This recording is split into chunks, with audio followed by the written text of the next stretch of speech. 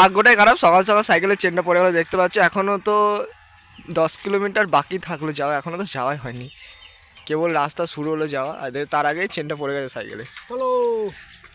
চলো আবার হয়ে গেছে, চেন উঠে গেছে, এবার আমাদের আবার হবে যাওয়া স্টার্টিং।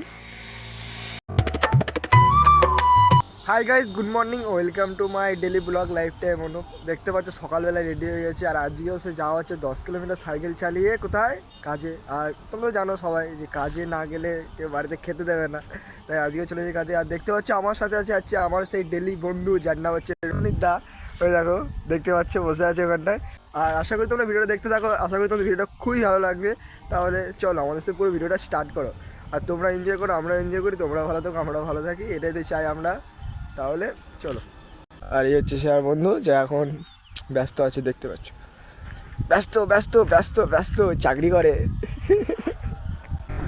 জানি গাইস, আশা করি ভয়েসের প্রবলেম হচ্ছে, তাও কিছু করার নেই, তোমরা একটু জায়গায় ভয়েসটা একটু শুনে নিও। আর দেখতে পাচ্ছ এখন এত রোদ, মুখের উপরে দেখতে কতটা রোদ পড়ছে।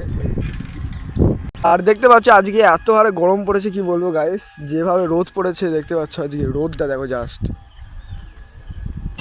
আবার ওর সাইকেলের একটু প্রবলেম দেখা দিয়েছে, আবার ঠিক করছে মনে হচ্ছে, এবার সাইকেলটা ফেলে দিতে হবে, কিছু করার নেই, নতুন সাইকেল কেন ভাই, আর নতুন সাইকেল কেন। বলছে পয়সা নেই, বাজেট নেই, চাকরি করে তাও বাজেট নেই। গাইস দেখতে পাচ্ছি এর মালিক এত ভালো, মালিক যাতায়াতের জন্য ওকে সাইকেল দিয়েছে। আর আমাকে ধরো গাইস দিদির সাইকেল দিয়ে প্রতিদিন যাওয়া আসা করতে হয়, মালিক এত হলো।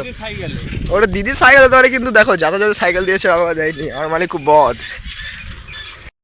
গাইস আমরা পুরো 10 কিলোমিটার কমপ্লিট করে চলে এসেছি হচ্ছে আমাদের জায়গাতে, দেখতে পাচ্ছ।